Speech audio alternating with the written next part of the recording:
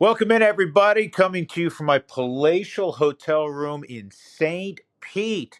It is show number 298. And the way I've set this thing up and where the table's situated, I feel like the proverbial little kid at the children's table for Christmas dinner, where, my feet aren't touching the floor and everything is larger than me. But c'est la vie. It's good to be in St. Pete. Good to see the baseball season getting going for real. And the Rockies will begin here in the Tampa St. Pete area. As you know, because of the hurricane, they're going to be playing in a stadium that is a minor league stadium. It's the home of the Yankees and has been for spring training for quite a while. And they were kind enough to allow Tampa to use it this year. And then going forward, Tampa, I guess, going to redo the Trop. I went by there just yesterday. It's really strange looking at this huge stadium with no roof on it. They'll go there for a couple of years, and then who knows what's going to happen with Tampa moving forward. They're still in a flux with their stadium. But the baseball season begins for real, and naturally, as we always do, we'll have Buddy Black on to kick off the 2025 season and get his thoughts on the team that not only breaks camp, but who will be involved fairly early on and what the expectations are from him and from the clubhouse as to a team that's looking to turn things around after losing 101 last year and 103 2 years ago. As always, we are sponsored by my good friends at Steel.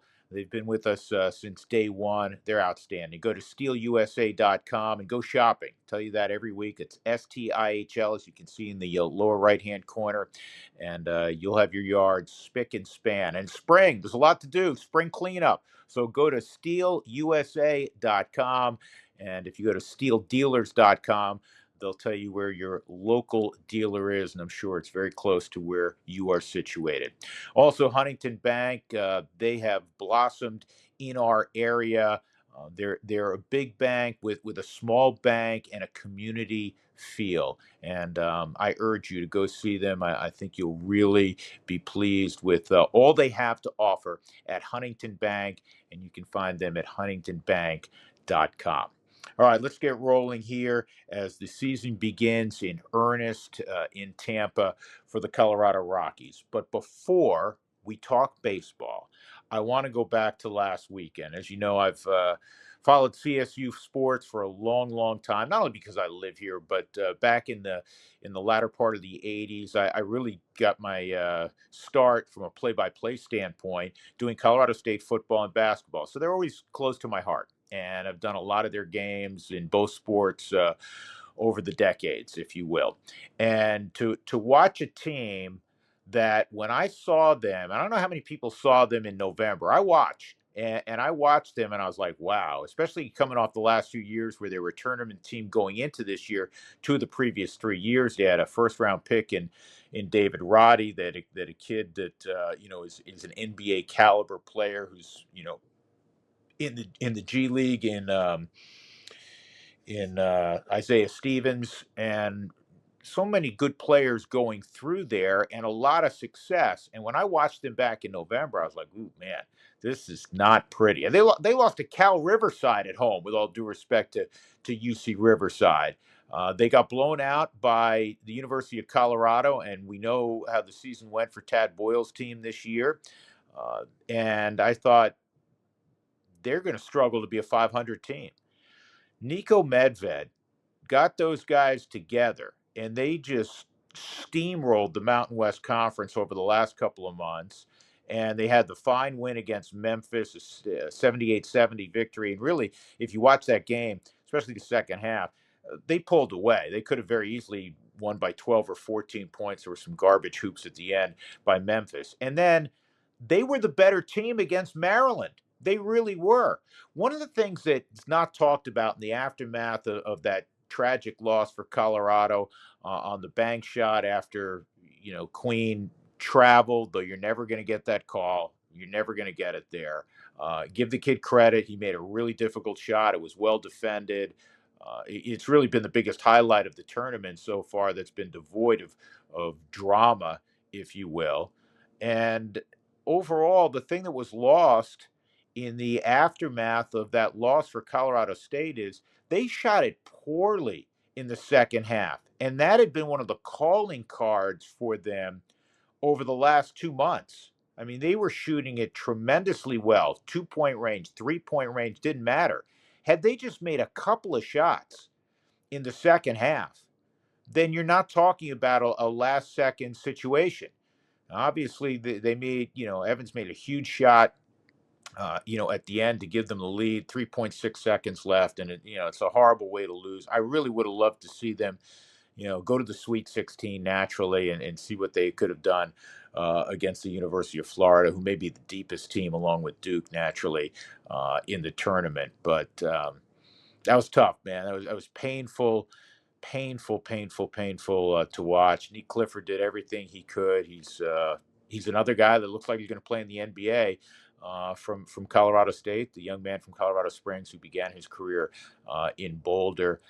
He did, you know what? For all the great things he did, and he just tip your cap to him. He also in the tournament he didn't hit a three. I don't believe, right? So just one more shot in the second half goes down, and it doesn't come down to the final 3.6 seconds. Not a surprise that Niko Medved went to Minnesota. I've gotten to know him, a bit through the years, and he's a stand-up guy.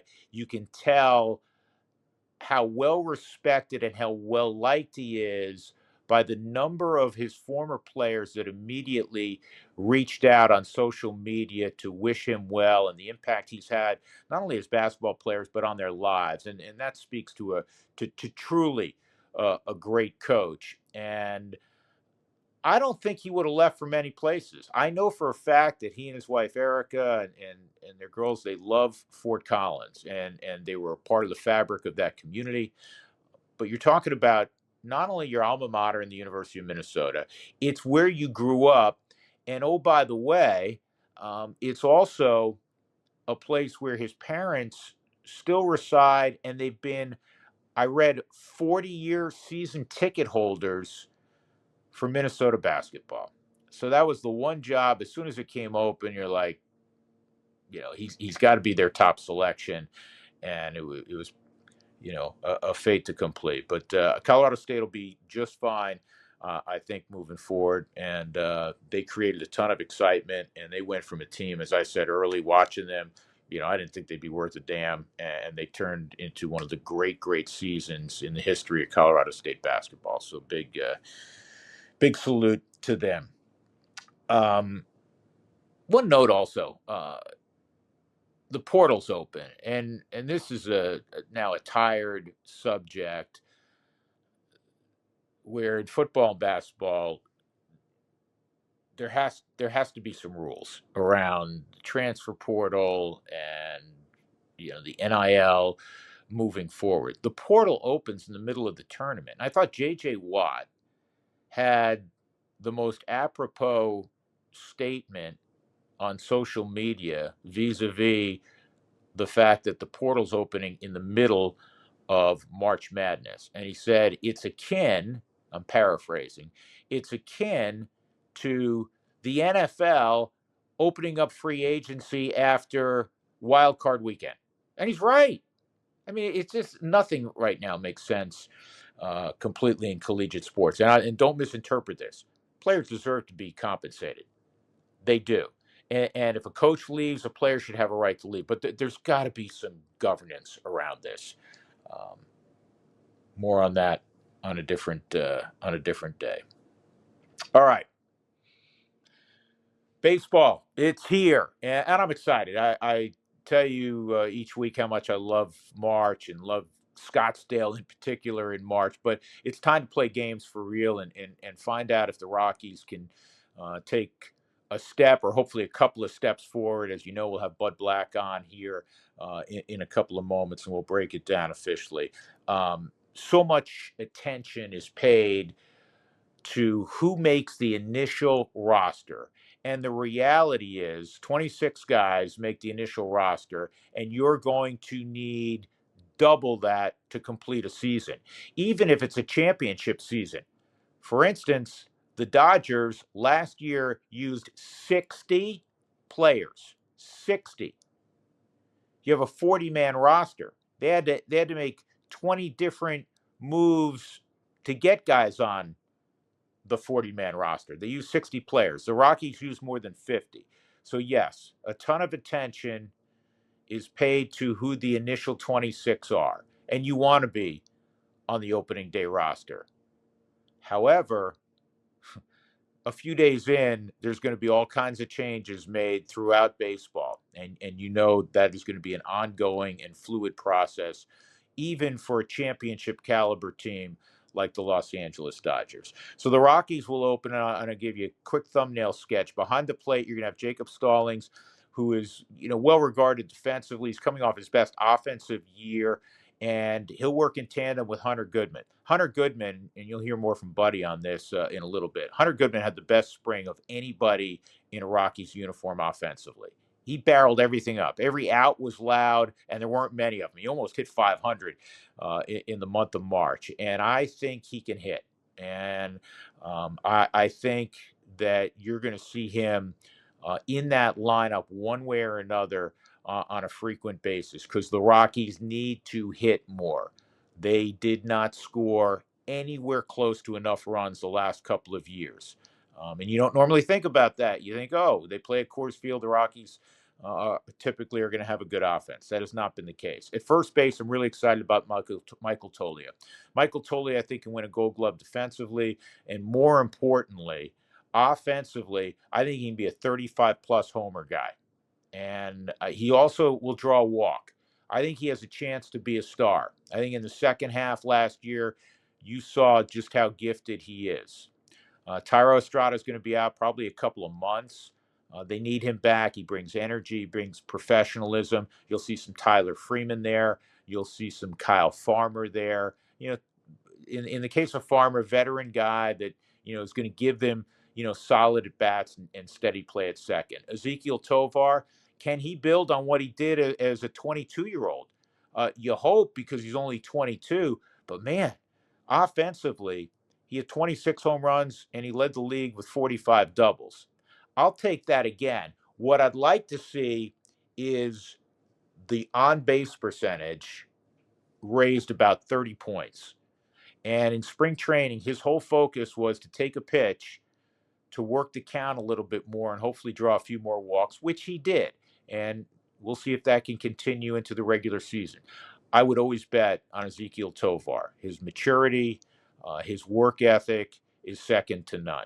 At third is Ryan McMahon. I think you know what you're going to get from Ryan McMahon. He's going to hit 20, 25 home runs. His career high is 24. It's usually in that range. He's going to play Gold Glove caliber defense, and he's now with Charlie Blackmon gone, at least to the position players, he's your senior statesman. So he'll be at third. And then in the outfield, Nolan Jones, I know that was surprising to many. They traded him. So you're going to get, Jordan Beck on one corner. Sean Bouchard had a very good spring. He'll also work a count. He's going to play.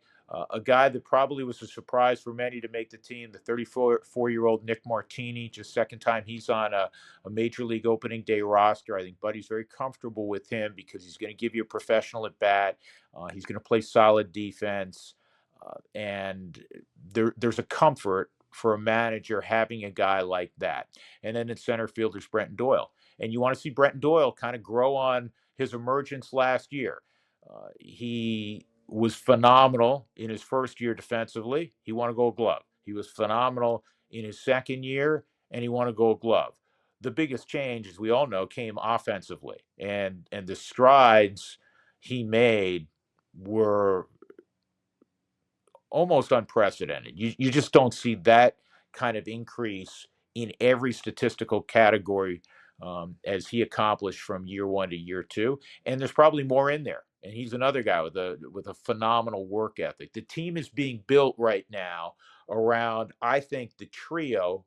That doesn't mean other guys can't jump into the fray here, but the trio of Tovar at short, Doyle in center, and Toglia at first. And then the reason I think the Rockies can make a significant step forward this year is they don't have an ace. Maybe somebody emerges as a guy that you can say, hey, that's a quality number two. Most teams don't have an ace. but they're also in a position now with the return of Sensatella, the return of Marquez, the fact that Chase Dolander should be here in the not too distant future. They're going to put a solid starter on the mound on a night in and night out basis, which gives you a chance to compete. A guy that's typically going to keep you in a Major League Baseball game. Kind of been there, done that. And in the case of Chase Dolander, he does have the chance to be an elite guy. We saw elite stuff from him in spring training. We also saw him, give up some home runs, and I think it was a learning experience for a really confident kid, as he should be. That if you misplace a pitch to a big league hitter, a quality big league hitter, it's probably not going to get popped up. It's going to get hit hard and may get hit out of the ballpark. He's going to be up in the not too distant future. And you'll hear more on, Zach Veen also from Buddy coming up. I think the biggest and most important thing that happened from an improvement standpoint a year ago was the final 6 weeks when we saw Seth Halverson. We saw the continuation of Victor Vodnik, who was really up most of last year. We saw Luis Peralta after the trade. We saw Jaden Hill. You saw this group of young arms that have a chance to really improve a bullpen that has not been good. And there's holdovers, guys like Tyler Kinley, and Tyler Kinley was really good, in the final couple of months of the season as well, and he'll kind of be the leader without question down there. So I do think the Rockies overall have a chance to make a nice step forward. We do understand they play in arguably the toughest division in all of baseball, headlined by the Dodgers, we know. The Giants are always going to be solid. Arizona may have the best rotation in baseball, and San Diego, last time I checked, their roster is really, really good. So they can take a step forward, and the record may not still be where you want it to be. Hopefully they can surprise and take several steps forward and really do some things that people don't expect, but they will be better. I really believe that they'll be better. And I think for all those people that are frustrated right now that the Veens and the Dolanders didn't break in late March with the big league club and are on the opening day roster, just hang in there, because those guys are part of the near future, not down the road future. They're part of the near future. And the Rockies need them to be really good players. Because at the end of the day, you can talk about stats all you want. You can talk about whatever you want. In every sport, you win with really talented, driven players. And the Rockies, we know, need more of that. So ultimately, it's less about maybe some veteran guys, and it's more about some of these guys that are already here, and many more that are going to be here in the not too distant future. So with that, we'll bring in the manager now in his 9th year, Buddy Black, who had a lot of success with San Diego, and just a few years ago, obviously, with the Rockies when he first came aboard in 17 and 18. We do our season preview every year on the podcast with Buddy, and here it is for 2025. All right, Buddy, it's on for real. It used to be, well, the calendar turns to April and it's on for real. Now it's really the calendar just turns to the 4th week of March and it's on for real. So how would you characterize how the last 6 weeks went? I think overall very well, Drew. I think you try to get out. You try to get out to this part of March healthy. We had one situation with Thairo Estrada that a little bit of a gut punch. We signed Thairo in the winter, thinking that he would be our opening day second baseman, which all intents and purposes he would have been, but the broken hand is going to set him back for a few weeks. But besides that, health for the group is good. I think the energy level throughout the 6 weeks was outstanding. The coaches and players both did a great job, getting ready for the season. We're 48 hours away now from the first pitch, and I think the players feel good. The coaches feel good. Our executives who are down in Arizona feel good about where we are. So now it's a matter of just going out there, Drew, and playing.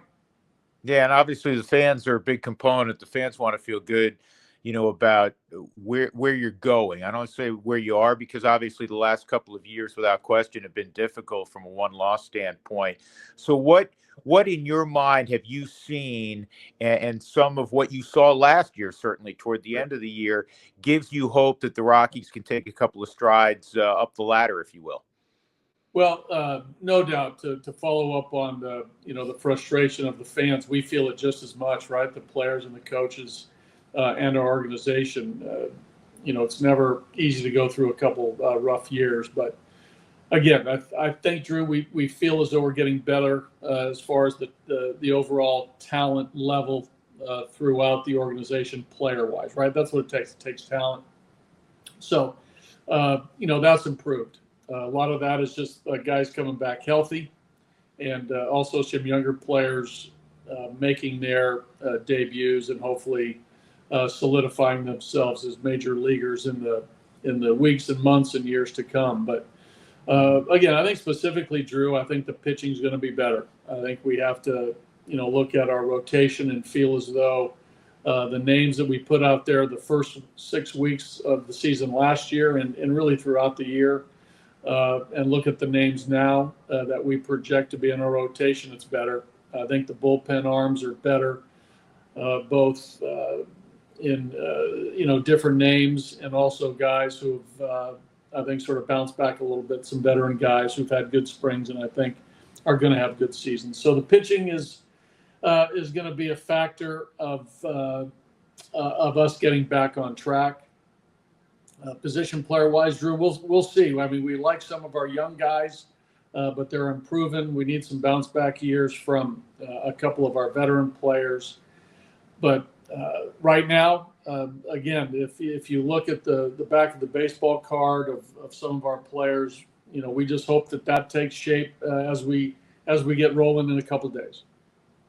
Yeah, let's start with the pitching, buddy, because you get most notably Herman back. You get Senzatella, who had a great spring, clearly back. Kyle Freeland returns. You really have a veteran staff.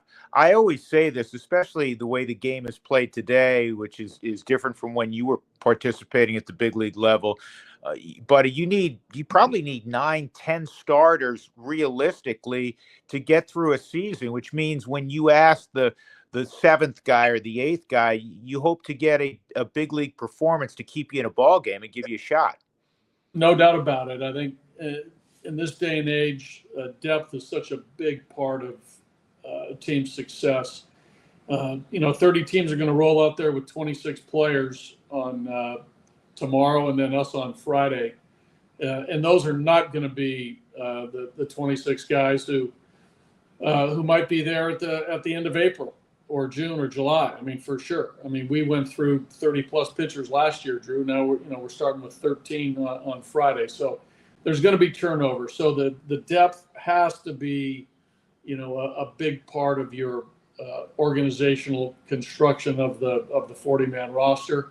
And also guys who are not on the 40 who you project to get onto the 40 here this season. You need talent. But you're right. Senzatella and Marquez coming back. The guys that we're going to start in AAA, Dolander, Anthony Molina, Carson Palmquist, Tanner Gordon. We feel good about those guys. As the 6th, 7th, 8th, 9th starting pitchers, Bradley Blaylock, who's going to be in our bullpen, can be a guy who can make starts also. So the overall base of talent in our rotation is as good as it's ever been. And there's a couple of guys in AA, Drew, who, if they get off to a good start where they are in their professional career and where they've been either at the collegiate level or the lower minor leagues, those guys can move quickly as well. Is Gabriel Hughes somebody maybe specifically you're talking about who, when he performed at the spring training big league level, he looked really good? Yeah, I think Gabriel Hughes is a guy that we're going to track for sure. He'll be a AA, and also Jack Mahoney is another pitcher that we're looking at. And even as low-level McCade Brown, who's going to be in Spokane as a big arm, was a college pitcher who's been battling some injuries, but he's healthy. So So now I think Hughes is the guy that we're going to, really keep an eye on at the Double A level, as well as all the Triple A pitchers. Yeah, and I know a guy who performed well. I want to segue, if we can, to the bullpen for a moment. A guy that didn't make the initial roster, and I know so much is made of who is the guy. Who are the 26 now that break north? And you just touched on this, buddy. I mean, 3 days in, a week in, you could have 2, 3 changes. Hopefully not because of injury, but for a variety of reasons. But the focus is always on that first 26. Zach Agnos, a kid who didn't make your bullpen, but he's somebody that's pushing amongst a really interesting and intriguing young group of hard throwing guys that we saw a glimpse of late last year. Yeah, he was impressive, and we thought long and hard about putting him on the roster, here on opening day, and it could happen relatively quick. I think, where we were with our starters as far as pitch count, I think we needed some guys that provided a little bit more length, Drew, as we embark on Friday. But Jaden Hill, Zach Agnos, those two fellas were impressive in spring training. We saw Jaden last year. I project those guys to make significant impact, on our pitching this year.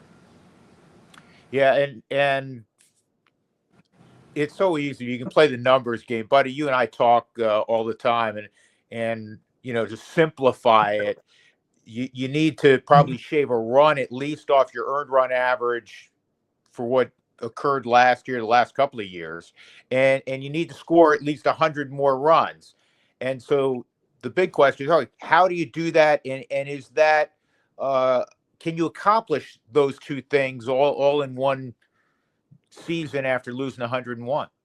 Sure, you can, Drew. Why not? I mean, you look at the players, and it's going to take the collective group of players to have good seasons, and they're capable of it. I think good seasons happen because a lot of players have good years, no matter who the club is. Right? You look at the teams that are successful; they have guys who have big years, no matter whether it's American League players, National League players, doesn't matter.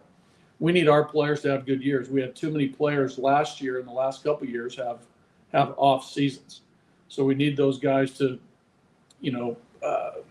collectively, to a man individually perform, and then you have those individual performance make up the group effort. So that's what it takes. And can you do it? For sure. I mean, go down the the 26-man roster, and you look at all those guys, and if they all perform well, and have consistent performances both offensively and defensively, it adds up to a good season. And that's why we play. But guys have done it before. We need them to do it for lengthier amount of time, whether it's months or the entire season, to be consistent. And if that happens, we can definitely shave a run off the ERA, and we can definitely score 100 more runs. Yeah, but you point this out frequently, and I think it's maybe a greater leap now than it's ever been, from whether it be AA or AAA to the big leagues. And specific to a guy who did some impressive things this spring, Zach Veen, who I think all good Rockies fans are aware, he was a very high pick out of a Florida high school about 4.5 years ago. How close is he, and do you think he can be an impactful guy for you in 2025? Well, he's got the skill set, Drew. I think he just needs to play a little bit more to polish off those skills that we know are going to come into play at the big league level. You look at what Zach did the last couple of years. He performed pretty well in AA. Went to AAA and had 90 plus at bats and only hit 220 against that upper level pitching. So that concerned us a little bit. In season performance at AAA, and last year we only got 270 at bats last year, which is basically half a season. AA, AAA. So we need him to play more to finish him off. And there's some things that he has to do on defense as well. the breaks and routes, that are going to occur at Albuquerque in altitude that will prepare him for Denver. Albuquerque is a great, testing ground for players, both pitchers and position players. It's a bigger ballpark. The outfielders have more room to cover.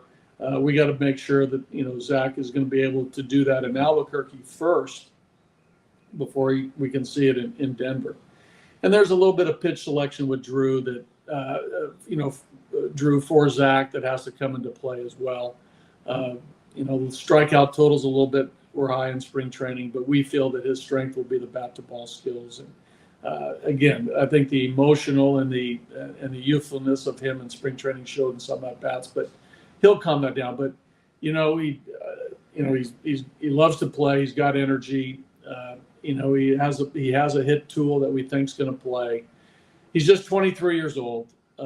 He'll hopefully play really, really well at AAA, and he'll get that opportunity to bang that door down and make sure that he's earned that right to be a major league player through his regular season performance in the minors. But we're looking forward to Zach because he can be an exciting player with the bat and with his legs.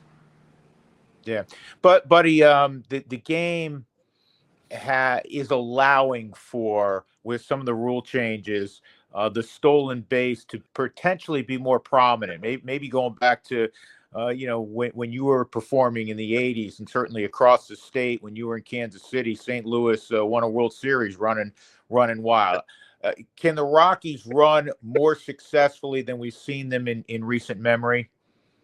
I think so, Drew. It's a component of, we need the certain guys to get on base who can run. First of all, right? We need those guys who can run. We need them to get on base more, and we need the score of the game to be such where it makes sense to run to challenge the opponent. But with Doyle and Tovar, a young Tyler Freeman.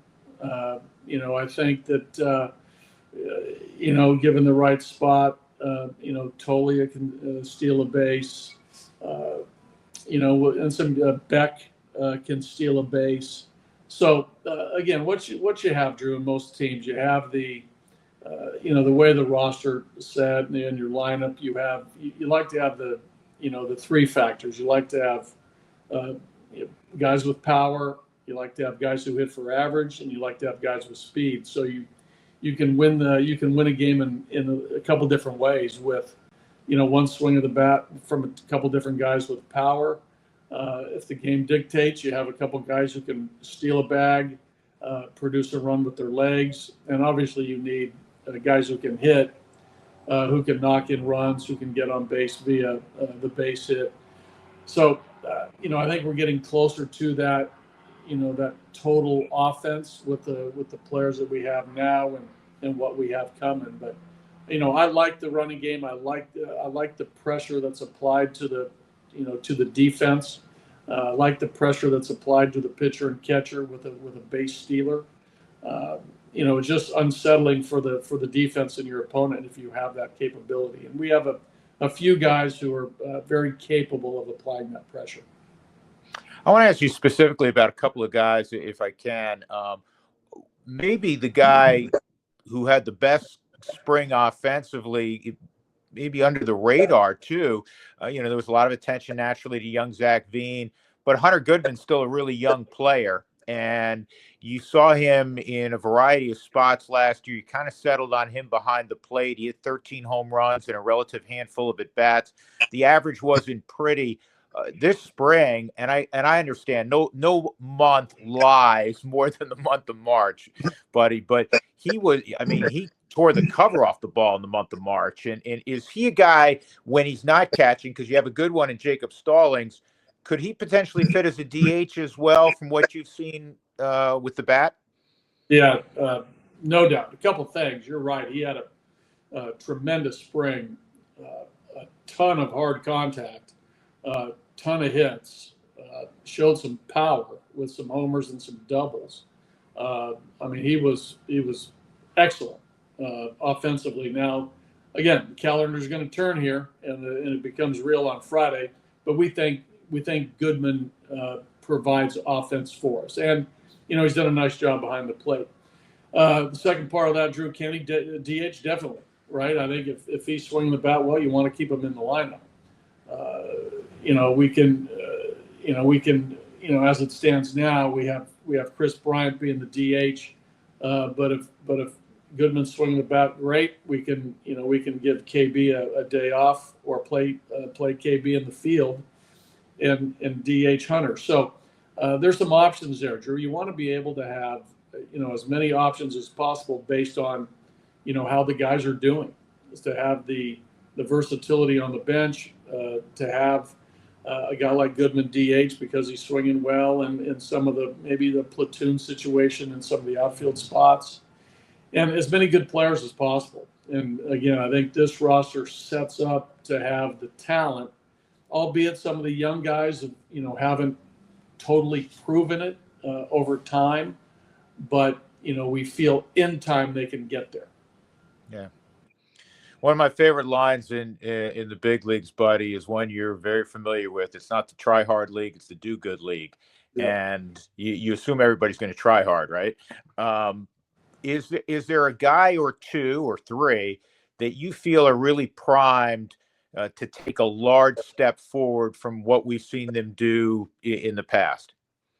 Well, I think with on the pitching side, I think there's some guys in the bullpen who have a chance to have really solid careers, and we've named a few of them. I think Vodnik has a chance to have a solid career as a reliever. Seth Halverson as well. Bradley Blaylock is going to be given an opportunity. There's three young guys, on this current 13-man pitching staff who I think have a lot of upside. Angel Shiviji, Angel Shiviji, I think can fall into that category as well. So, there's four good arms right there that project to be really good relievers, and you need relievers in this day and age. Offensively, we talked about Goodman, Drew. I think he's a guy that, again, I think has shown power in the minors.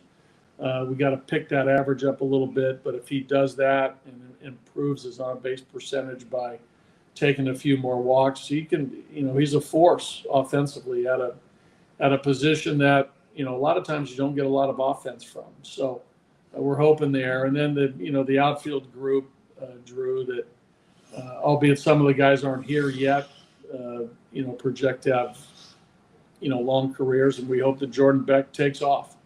Right, didn't have a great spring. He did hit 4 homers. He showed some flashes in spring of what it looks like to be a major league player. Tolia, I know that he's not what you'd say a guy that's just bursting on the scene. He's been here for a couple of years, but I think Michael has a chance to, on a national stage, become prominent if he, does what he is very capable of, and that's hit the homer, play Gold Glove defense. He takes his walks, but again, like so many guys, he's got to cut the strikeout rate down. He's got to put the ball in play more, add to the RBI totals, and I think he could be a guy that's really being talked about nationally, just like Tovar and Doyle are now. Yeah, that's fair, buddy. 6 weeks in, 2 months in, where you feel like you've played enough games where you have a strong feel for what this club is and can be. Crystal ball. What will the strengths be, and where will you be? Okay, we still need to be better. Looking at this from all your years in the game.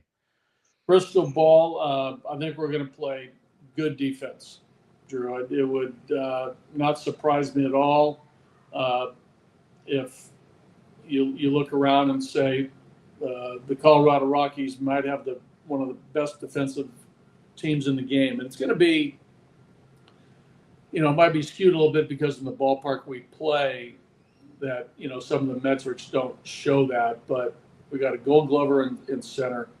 We got a Gold Glover at short. We got a potential Gold Glover at first. We have a 3-time finalist at third. When we get Estrada back, he's a good defender. I think the corner outfielders are going to be fine. They'll be, solid average defenders. So I think as a group, we're gonna play really good defense. Yeah, I think our bullpen's is gonna be solid, Drew. I know that again, once the guys settle in and we get maybe more, um, more pronounced roles for each guy, where they can really know where they fit, and if we somehow can really identify a closer through performance, and that guy hangs on to that job, and we trust that guy to knock down a save, that makes it easier for everybody in front of him who's pitching the 6th, 7th, and 8th innings. I think the bullpen can be a strength. The rotation, I think, will be solid, Drew. I really do. They got to make their starts. They're built the right way. They got great competitive spirit. They get after it. It'll definitely be better than last year's group, all told. Feltner with another year, adding Marquez and Sensatella. Kyle missed a couple months last year. And we get Gomber back, and a couple guys in AAA coming. I think the rotation should be better. Where we got to pick it up, though, Drew, is on offense. I think that's the thing that stands out for me is the offense. Gone are the days where we had the real veteran group. When I first got here with all those names, all those all-stars, all those veteran players. It's a mix now of some youth, lesser service time players, along with Bryant and McMahon, who've been around a little bit, and Stallings. But we need the offense to perform. That's the thing that we're talking about all the time. How do we get the best out of these guys, these 13 guys, to have a team offense that every night we can count on scoring some runs. Buddy, last one. Again, you've stood in front of many teams over the years. You probably did a little bit as a veteran player because you played for such a long time. We watched the Royals from afar, your old team, lose 100+ games a couple of years ago and almost completely flip the script around, in a 12-month period of time. What was your message or what is your ongoing message to your club as you embark on this 25 season and when they first gathered 6-7 weeks ago? Yeah, I think, Drew, again, I think with us, it's about, standing up and understanding where we've been and knowing that every year's different, and we have to fight back because I think we have the players now that that can put up a fight, and the guys with I think the heart and the stomach to put up that fight against everybody. That's the message, and why not? I mean, you hear it all the time, and it's sort of cliche. Why not us? I mean, I didn't specifically say those words, but you mentioned the Royals, and across the history of baseball, football, basketball, doesn't matter. Teams do rise and have great years, but it comes through performance, and we have to do it on the field. So the messaging really is, on a nightly basis, every game, expect to win and play to win. It starts with the starting pitcher performing. It starts with our offense doing what we need to do to put the ball in play, big hits, clutch hits, each and every guy lifting their game offensively, and really playing fundamentally sound, which I think we'll do. I think night in, night out, we got a group of players who know how to play. They'll play the right way. I demand that. We talk about that all the time. So, Drew, and you watch every game. You see every pitch. You'll notice that, and you've noticed how we've played.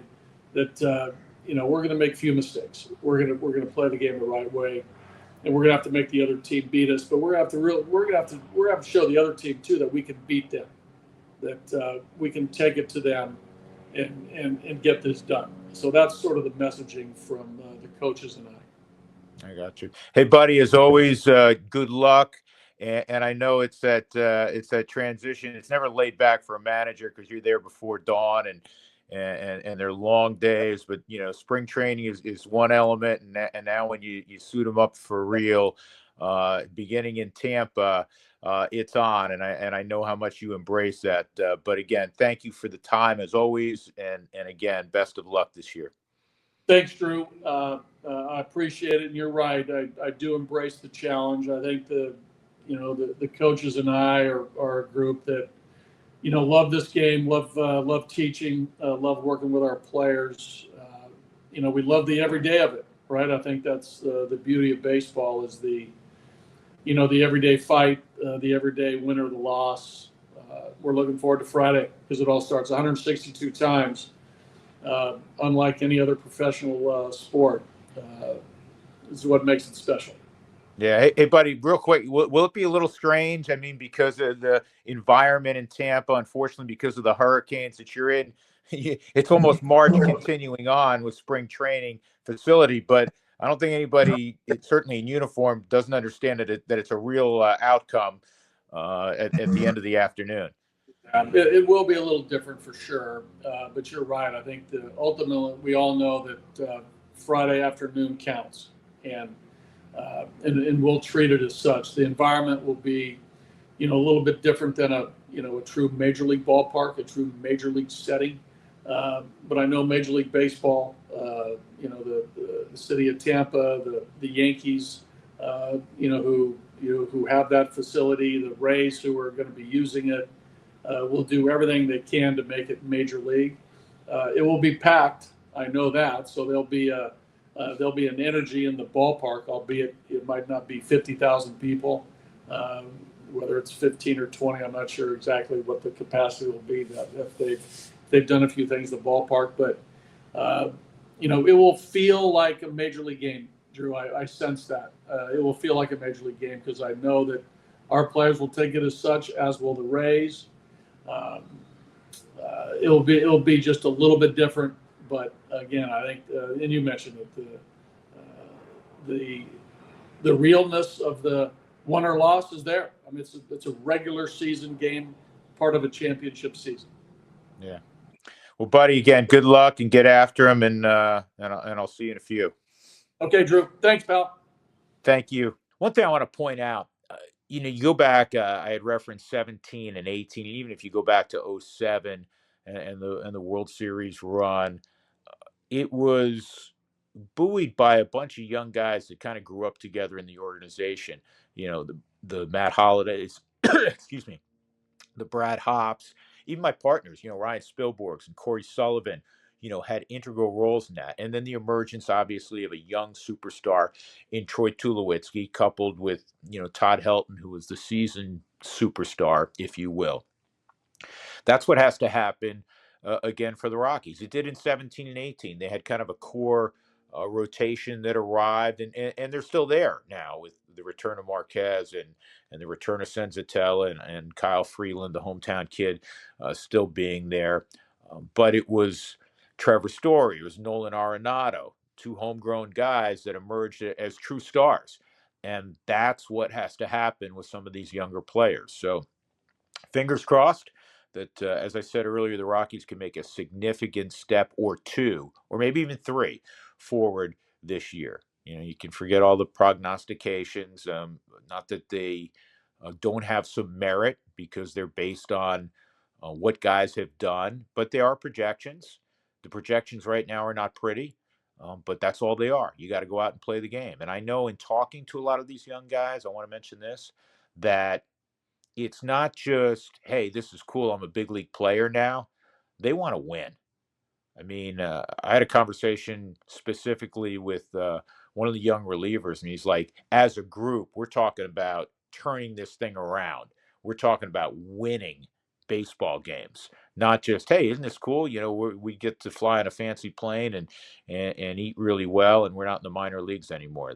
That has not been the mindset, which has been really encouraging to see. So that will do it for, oh, you know what? I got to mention one more thing before we get on out and get ready to play baseball for real. And I look forward, by the way, to all of you joining us on Rockies.tv out there. I know there's still many that are figuring out how to find us. It's Rockies.tv. But what I wanted to mention, Russell Wilson, who had the great run for a decade in Seattle, right? Comes to the Broncos. I don't have to rehash that. Then he's with the Steelers last year. After he got healthy with the calf, he takes over as a starting quarterback, and I think they went 6-0. And then the second part of the tenure there didn't go as well. And then he signs in the offseason just this week with the Giants. My Giants. He signed with my football after Jameis Winston signed last week. And you're thinking, does that mean they're not going to draft Shador number 3? It'll be interesting in a few weeks when that draft takes place. The Giants, who had no quarterbacks on their roster literally a few weeks ago, may end up with potentially. We know Wilson's there. We know Jameis Winston is there now. Tommy DeVito, the Jersey kid, is still there. And if they draft Shador, that'll be a fascinating quarterback room. Who knows? That'll do it. Enjoy opening day, everyone. Enjoy the Major League season. I hope to see you at the ballpark. And thanks, as always, for watching us and listening to us here on the podcast. Big thanks to Marky and Alex for doing all they do behind the scenes to get us, quote unquote, on the air each and every week. Talk to you soon. Enjoy again opening day. Go Rockies. And we'll talk to you again in 7 days. Stay well.